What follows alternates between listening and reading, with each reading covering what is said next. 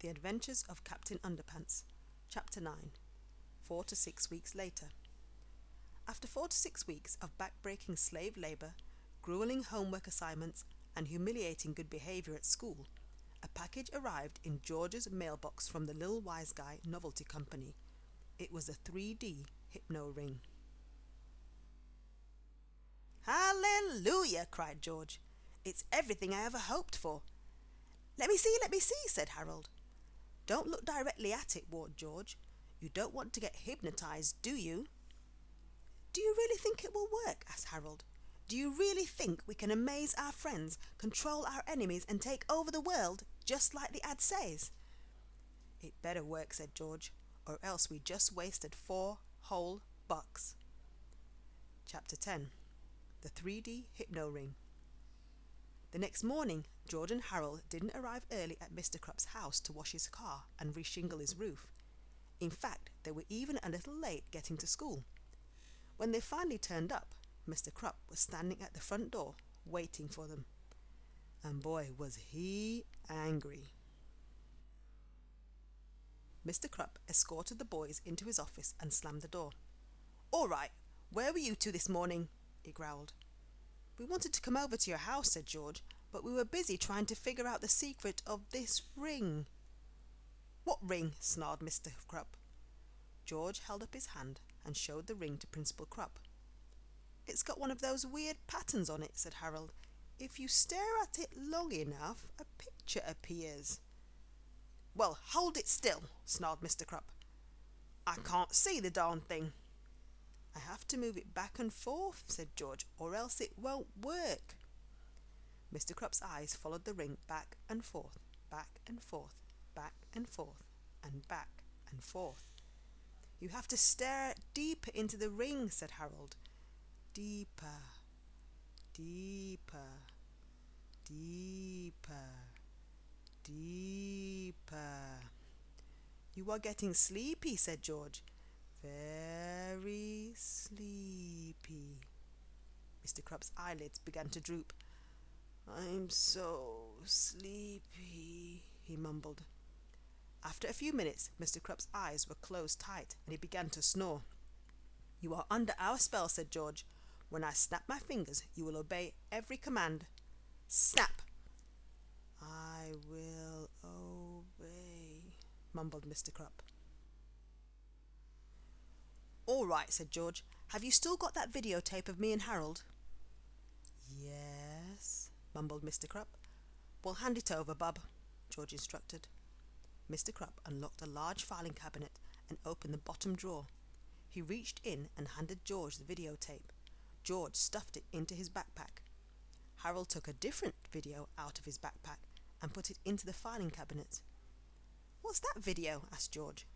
"It's one of my little sister's old Boomer the Purple Dragon sing-along videos." "Nice touch," said George. Chapter 11. Fun with Hypnosis. When Harold bent down to close the filing cabinet, he took a quick look inside. "Whoa!" he cried. "Look at all the stuff in here!" The filing cabinet was filled with everything Mr. Krupp had taken away from the boys over the years. There were slingshots, whoopee cushions, skateboards, fake doggy doo-doo. You name it, it was in there. "Look at this!" cried George. "A big stack of Captain Underpants comics." "He's got every issue," said Harold. For hours, the two boys sat on the floor laughing and reading their comics. Finally, George looked up at the clock. "Yikes," he said. "It's almost lunchtime. We better clean up this mess and get to class."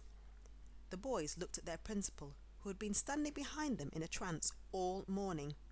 "Gee, I almost forgot about Mr. Krupp," said Harold. "What should we do with him?" "Do you want to have some fun?" asked George. "Why not?" said Harold. "I haven't had any fun in the last 4 to 6 weeks." "Cool," said George. He walked up to Mr. Krupp and snapped his fingers. Snap! "You are a chicken," he said. Suddenly Mr. Krupp leapt up to his desk and flapped his arms. "Cluck, cluck, cluck, cluck," he cried, kicking his papers off the desk behind him and pecking at his pen and pencil set. George and Harold howled with laughter. Let me try," said Harold. You are a monkey. You gotta snap your fingers, said George. Oh yeah, said Harold. Snap! You are a monkey. Suddenly Mr. Krupp sprang off his desk and began swinging from the fluorescent light fixtures. Ooh, ooh, ooh, ooh, ooh, he shrieked, leaping from one side of the room to the other. George and Harold laughed so hard they almost cried. My turn, said George. Let's see, what should we turn him into next? I know, Harold said, holding up a Captain Underpants comic. Let's turn him into Captain Underpants. Good idea, said George. Snap! You are now the greatest superhero of all time, the amazing Captain Underpants! Mr. Krupp tore down the red curtain from his office window and tied it around his neck. Then he took off his shoes, socks, shirt, trousers, and his awful toupee. Tra-la-la, he sang. Mr. Krupp stood before them looking quite triumphant, with his cape blowing in the breeze of the open window. George and Harold were dumbfounded. You know, said George, he kind of looks like Captain Underpants. Yeah, Harold replied. After a short silence, the two boys looked at each other and burst into laughter. George and Harold had never laughed so hard in all their lives. Tears ran down their faces as they rolled about the floor shrieking in hysterics. After a while, George pulled himself up from the floor for another look. Hey, George cried, where'd he go? And that's the end of chapter 11. Come back next time for the adventures of Captain Underpants.